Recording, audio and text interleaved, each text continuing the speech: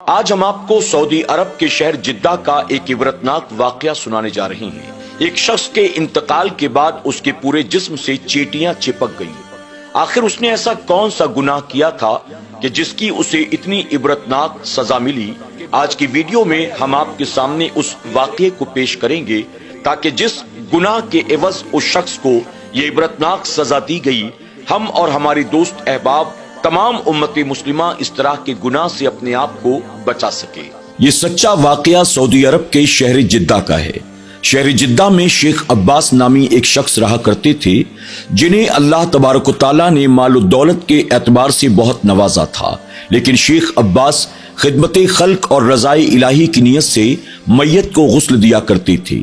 شیخ عباس کہتے ہیں کہ میں دن بھر اپنے کاموں میں مصروف رہتا، مجھے کہیں نہ کہیں سے کسی نہ کسی کا کال آتا میت کو غسل دینے کے لیے، اور پھر میں سب کچھ چھوڑ چھاڑ کر فوراً میت کو غسل دینے کے لیے چلا جاتا تھا۔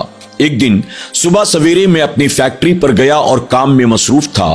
شام کے وقت مجھے اچانک کال آیا کہ فلاں مقام پر ایک میت کو غسل دینا ہے، آپ جلد سے جلد آنے کی کوشش کریں۔ شیخ عباس صاحب کہتے ہیں کہ ان دنوں میری کار سروس سینٹر میں گئی ہوئی تھی، میرے پاس کوئی گاڑی نہیں تھی، لیکن میں نے سامنے والے سے کہا کہ آپ ایک کام کریں، آپ میرے واٹس ایپ پر لوکیشن اور مکمل پتہ بھیج دیں، میں جلد سے جلد پہنچنے کی کوشش کرتا ہوں۔ اس کے بعد شیخ عباس صاحب کہتے ہیں کہ میں نے اپنے سارے کاموں کو مکمل کیا اور پھر ایک ٹیکسی کے ذریعے دیے ہوئے پتے اور لوکیشن پر میں پہنچ گیا۔ وہاں پہنچنے کے بعد میں نے دیکھا سامنے کوئی چھوٹا موٹا مکان نہیں بلکہ پورا محل نما ایک مکان موجود تھا۔ میں اس گھر کے دروازے پر پہنچا، وہاں ایک نوجوان کھڑا تھا۔ میں نے اس سے کہا کیا آپ نے مجھے کال کیا تھا؟ میں شیخ عباس ہوں، میں میت کو غسل دینے کے لیے آیا ہوں۔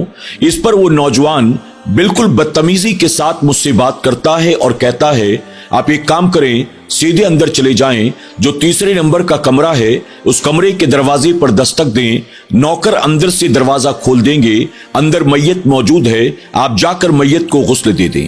شیخ عباس کہتے ہیں کہ اس آدمی سے مجھے یہ توقع نہیں تھی، اس نے نہ مجھ سے دعا سلام کیا، نہ خیر خیریت پوچھی، اور نہ ہی میرا شکریہ ادا کیا، بلکہ بالکل بدتمیزی والے لہجے میں اس نے مجھ سے بات کی۔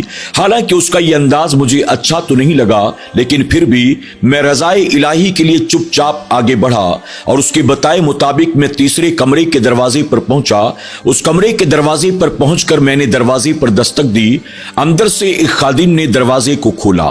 اندر داخل ہو کر میں نے دیکھا اندر کمرے میں 2-3 خادم موجود تھے اور کمرے کے بیچوں بیچ ایک پلنگ بچھا ہوا تھا جس پر شاید میت کو لٹایا گیا تھا، اسے اوپر سے نیچے تک چادر سے ڈھانکا گیا تھا۔ کمرے کے اندر اس میت اور 3-4 خدام کے علاوہ کوئی اور موجود نہیں تھا۔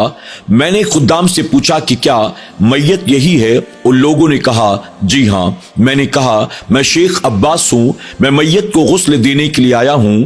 اب وہ لوگ مجھے اپنے ساتھ لے کر اس میت کے قریب جاتے ہیں۔ شیخ عباس کہتے ہیں کہ میت کو پوری طرح سے چادر سے ڈھانکا گیا تھا۔ میں نے آہستہ سے اس کے چہرے کو کھولا، جب میں نے چہرے کو کھولا تو میری چیخ ہی نکل گئی۔ میں نے دیکھا کہ میت کے کان سے، ناک سے، آنکھوں کے راستے سے بڑی بڑی چینٹیاں نکل رہی تھی۔ میں یہ منظر دیکھ کر حیران رہ گیا۔ آج سے پہلے میں نے کئی میت کو غسل دیا تھا، یہاں تک کہ کئی ایسی میت جو کہ حادثات کا ایکسیڈنٹ کا شکار ہو جاتی، جل جاتی، میں نے ایسی میت کو بھی غسل دیا تھا، لیکن اس طرح کا معاملہ میں نے پوری زندگی میں پہلی بار دیکھا۔ شیخ عباس کہتے ہیں میں نے جیسے تیسے اپنے آپ کو سنبھالا، میں جیسے جیسے چادر کو نیچے کھینچتا جا رہا تھا، میں دیکھ کر حیران تھا کہ اس کے جسم کے تمام حصوں پر چینٹیاں لپٹی ہوئی تھی، اس کے پورے چہرے پر، گردن پر، سینے پر۔ شیخ عباس کہتے ہیں مجھے سمجھ میں نہیں آ رہا تھا میں آخر کروں تو کیا کروں۔ میں نے خدام کی مدد سے اس کے چہرے پر دوبارہ چادر کو ڈال دیا۔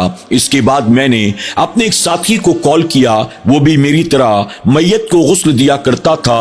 میں نے اس سے کہا کہ یار فلاں فلاں پتے پر ایک میت کو غسل دینا ہے، تم جلدی آ جاؤ، اکیلے مجھ سے یہ کام نہیں ہو سکے گا۔ اس پر شیخ عباس کہتے ہیں کہ میرے ساتھی نے یہ کہتے ہوئے انکار کر دیا کہ میں معذرت چاہتا ہوں، میں نے کہیں اور کا وعدہ کر لیا ہے، میں وہاں جا رہا ہوں، اس لیے میں تمہارے پاس نہیں آ سکوں گا۔ شیخ عباس کہتے ہیں میں اکیلا تھا، مجھے سمجھ میں نہیں آ رہا تھا میت کو غسل دوں تو کیسے غسل دوں۔ کچھ دیر غور و فکر کرنے کے بعد میں نے ایک عالم صاحب کو کال کیا اور کال کر کے میں نے انہیں سارا معاملہ بتا دیا۔ ایک میت ہے جس کے پورے جسم سے چینٹیاں لپٹی ہوئی ہیں، آخر اس میت کو میں غسل دوں تو کیسے دوں؟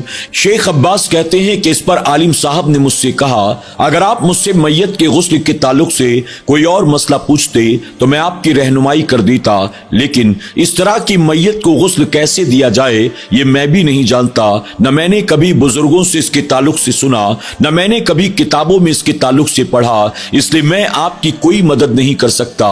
شیخ عباس کہتے ہیں نہ دوست ساتھ آ کر غسل دینے کو تیار ہوا، نہ عالم دین نے میری کوئی رہنمائی کی۔ اب میں اکیلا تھا، کیا کرتا مجھے کچھ سمجھ میں نہیں آ رہا تھا۔ کچھ دیر غور و فکر کرنے کے بعد میں نے غلاموں سے کہا، خدام سے کہا اس میت کا کوئی رشتہ دار یہاں پر موجود ہے، اس کا بیٹا، اس کا بھائی، اس کے کوئی اور خاندان اور رشتہ دار؟ تو ان لوگوں نے کہا کہ یہاں ہم غلاموں اور خداموں کے علاوہ کوئی اور موجود نہیں ہے۔ اب شیخ عباس کہتے ہیں کہ میں سمجھ گیا یہ کام انہی خدام کے ساتھ مل کر مجھے اکیلے کرنا تھا۔ میں نے ان لوگوں سے کہا چادر کو یوں ہی پڑے رہنے دو، ایک کام کرو باتھ ٹب میں جا کر پوری طرح سے پانی بھر دو۔ اب ان لوگوں نے باتھ روم میں جا کر باتھ ٹب میں ہلکا گرم پانی بھر دیا۔ اس کے بعد میں نے خدام کی مدد سے میت کو چادر کے ساتھ اٹھایا، ہم اسے لے کر باتھ روم میں گئے اور لے جا کر ہم نے باتھ ٹب میں اسے لٹا دیا۔ جب باتھ ٹب میں لے جا کر ہم نے میت کو لٹایا تو اس کے جسم سے لپٹی ہوئی کافی چینٹیاں وہ پانی کے اوپر تیرنے لگی۔ اب میں نے خدام کے ساتھ مل کر ان چینٹیوں کو باتھ ٹب سے باہر نکالا، پانی کو صاف کیا، میت کو باہر نکالا، اس کے بعد دوبارہ ہم نے باتھ ٹب کو پانی سے بھر دیا۔ اب اس میت کے جسم سے کچھ چینٹیاں کم ہو گئی تھی لیکن اب بھی ختم نہیں ہوئی۔ ہم نے دوبارہ باتھ ٹب کو گرم پانی سے بھرا، اس کے بعد میت کو پھر سے ہم نے اس باتھ ٹب کے اندر ڈال دیا، پھر سے ایک بار چینٹیاں پانی کے اوپر تیرنے لگی، ہم نے انہیں نکالا، پانی کو صاف کیا، میت کو باہر نکالا، تیسری مرتبہ پھر سے ہم نے باتھ ٹب کو گرم پانی سے بھر دیا۔ شیخ عباس کہتے ہیں کہ ہم یہ دیکھ کر حیران تھے، ہم جتنا چینٹیوں کو اس کے جسم سے دور کرتے چلے جا رہے تھے اتنا ہی چینٹیاں اس کے جسم سے لپٹتی چلی جا رہی تھی اور باتھ ٹب کے اوپر تیرتی ہوئی نظر آ رہی تھی۔ ہم نے 5-6 مرتبہ اس طرح سے اسے صاف کیا اور صاف کرنے کے بعد پھر دوبارہ لے جا کر ہم نے اسے بیڈ پر لٹا دیا۔ پھر شیخ عباس کہتے ہیں کہ خدام کی مدد سے میں نے اس کے جسم پر خوشبو ملی، اس کے بعد میں نے اسے کفن پہنا دیا۔ شیخ عباس کہتے ہیں کہ میت کو مکمل طور پر تیار کرنے کے بعد اب میں نے خدام سے کہا میں نے کفن پہنا دیا ہے، اب تدفین کی تیاری آپ لوگ کریں۔ میں اجازت لے کر وہاں سے پلٹا، جب اس گھر کے دروازے پر آیا تو میں نے دیکھا وہ نوجوان پہلے کی طرح وہیں پر دروازے پر کھڑا تھا۔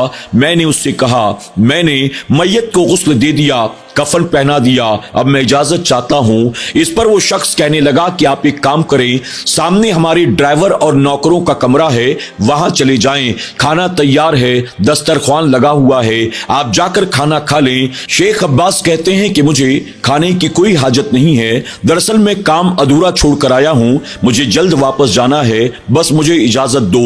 یہ کہہ کر وہ آگے بڑھے تو نوجوان کہنے لگا آپ نے میت کو غسل دینے کے کوئی پیسے بھی نہیں لیے اور آپ کھانا بھی نہیں کھا رہے ہیں، کم سے کم ہمیں خدمت کا کچھ تو موقع دیں۔ اس پر شیخ عباس نے اس نوجوان سے کہا بس آپ اپنی دعاؤں میں ہمیں یاد رکھیں، اتنا ہی کافی ہے۔ یہ کہہ کر شیخ عباس مسکراتے ہوئے گھر سے باہر نکل جاتے ہیں۔ آپ فرماتے ہیں کہ اگرچہ شام ہو چکی تھی لیکن پھر بھی دھوپ کافی زیادہ تھی، میں سڑک کے کنارے آ کر کھڑا ہو گیا، ٹیکسی کا انتظار کرنے لگا۔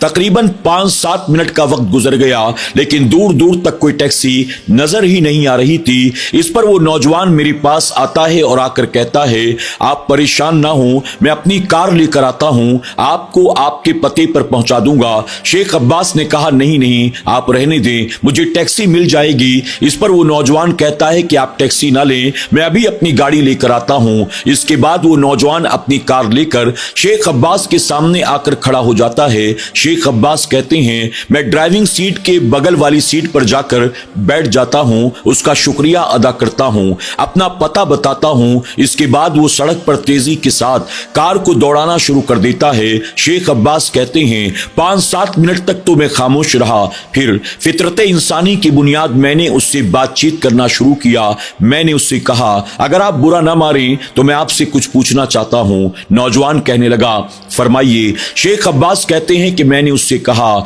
आप मुझे ये बताएं, आप मैयत के क्या लगते हैं, आपका उनके साथ क्या रिश्ता है। इस पर वो नौजवान कहने लगा, दरअसल मैं उनका पोता हूं, वो मेरे दादा लगते हैं। शेख अब्बास कहते हैं कि मुझे बड़ा ताज्जुब हुआ। फिर मैंने उससे कहा, अच्छा अगर एक बात पूछूं, बुरा तो नहीं मानेंगे। नौजवान ने कहा, जी पूछिए, क्या पूछना चाहते हैं। शेख अब्बास कहते हैं, आपके दादा, मैंने देखा कि उनके इंतकाल के बाद उनके पूरे जिस्म से चींटियां लिपट गई थी। हालांकि मैंने इससे पहले सैकड़ों मैयत को गुस्ल दिया है, लेकिन आज तक मैंने ऐसा मामला कभी किसी मैयत के साथ नहीं देखा। ये मेरी जिंदगी का पहला तजुर्बा है कि आप मुझे ये बताना जरूरी समझेंगे, आपके दादा के मामलात कैसे थे, उनका इखलाक कैसा था, उनका किरदार कैसा था, आखिर उनके अंदर वो कौन सी बुराइयां थी कि जिसकी वजह से बाद मरने के उन पर यह अजाब मुसल्लत कर दिया गया। शेख अब्बास कहते हैं, जब मैंने ये सवाल पूछा तो वो नौजवान कुछ शर्मिंदा हो गया, फिर उसकी आंखें नम हो गई। फिर उसने कहा, ये बात हरगिज मैं किसी को ना बताता, लेकिन चूंकि आपने पूछ ही लिया है तो मैं आपको बताए देता हूं। आपने मेरे दादा की मैयत को गुस्ल देकर हम पर बहुत बड़ा एहसान किया, इसलिए ये राज मैं आप पर जाहिर कर देता हूं ताकि आप भी लोगों को बताएं और लोग इबरत हासिल कर सकें। शेख अब्बास कहते हैं, मैं उसकी बात पूरी तवज्जो के साथ सुन रहा था। वो नौजवान कहता है, यूं तो मेरे दादा के अंदर और कोई बुराई नहीं थी। मेरे दादा सौम और सलात के पाबंद थे, सदका वो खैरात भी किया करते थे, कुरान की तिलावत भी करते थे, जिक्र व अस्कार भी वक्तन फवक्तन किया करते थे। लेकिन मेरे दादा के अंदर एक सबसे बड़ी बुराई थी, वो ये थी, वो अपने बूढ़े माँ बाप से बहुत ज्यादा नफरत किया करती थी। हर छोटी छोटी बात पर अपने बूढ़े माँ बाप को जलील करते थे, और कभी कभी तो वो हम लोगों के सामने भी, रिश्तेदारों और मेहमानों की मौजूदगी में भी, यहाँ तक कि खुद्दाम के सामने भी अपने वालिदैन से बदतमीजी किया करते थे। और सिर्फ उनका गुस्सा उनकी जबान तक महदूद नहीं था, बल्कि कभी कभी वो ज्यादा गुस्से में होते तो अपने माँ बाप पर हाथ तक उठाया करती थी। हम उन्हें रोकने की कोशिश तो करते, लेकिन हम नाकाम रहते थे। वो अपने माँ बाप का जरा भी लिहाज नहीं करते थे, उनका जरा भी अदब नहीं करते थे, बल्कि लोगों की मौजूदगी में अपने माँ बाप को ताना भी देते, झिड़कियां भी देते, उन्हें गालियां भी देते, और कभी कभी उन पर हाथ भी उठाया करते थे। और मुझे लगता है हमारे दादा की यही बदआमाली है, यही गुनाह है जिसकी वजह से अल्लाह ने उन पर यह अजाब मुसल्लत कर दिया।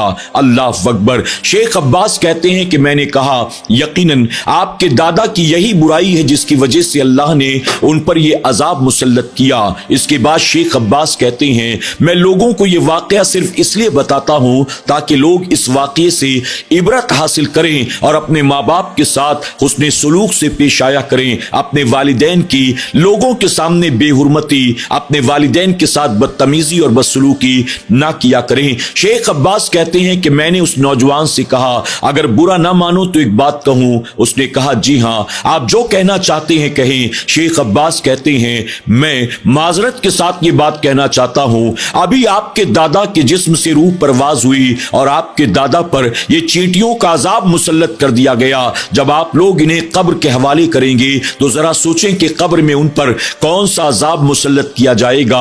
अभी तो मैदान कयामत बाकी है, अभी तो आखिरत का हिसाब किताब बाकी है, अभी तो जन्नत और जहन्नम के फैसले बाकी हैं। अपने माँ बाप के साथ बदतमीजी करने वाले का जाहिर है कि अंजाम बहुत बुरा होता है। शेख अब्बास कहते हैं, इस इबरत वाले वाकये को मैं लोगों के सामने बस इसलिए بیان کرتا ہوں کہ لوگ اپنے ماں باپ کا احترام کریں۔ ناظرین اکرام، واقعی اللہ کے پیارے محبوب صلی اللہ علیہ وسلم نے یہ فرمایا ہے کہ تمام گناہوں میں ایک گناہ ایسا بھی ہے کہ جس کی سزا اللہ تبارک تعالیٰ آخرت کے ساتھ ساتھ بندے کو دنیا میں بھی دیتا ہے، اور آپ جانتے ہیں وہ گناہ کون سا ہے؟ اللہ کے پیارے محبوب صلی اللہ علیہ وسلم فرماتے ہیں اپنے ماں باپ کے ساتھ بدسلوکی کرنا، اپنے ماں باپ کی دل آزاری کرنا، اپنے ماں باپ کو رلانا، ستانا، انہیں پریشان کرنا، یہ ایک ایسا گناہ ہے کہ جس کی سزا بندے کو آخرت کے ساتھ ساتھ دنیا میں بھی دی جائے گی۔ اللہ تبارک تعالیٰ